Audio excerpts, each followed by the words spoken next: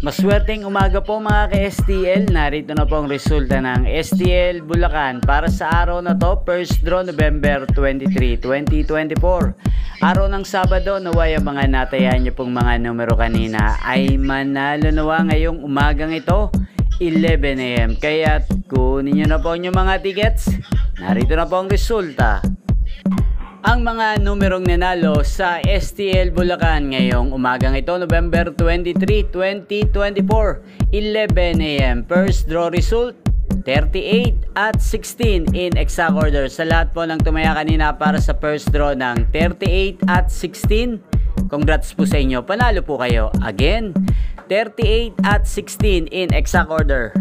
At shoutout po natin ngayong umagang ito sa STL Bulacan, si Ate Bising.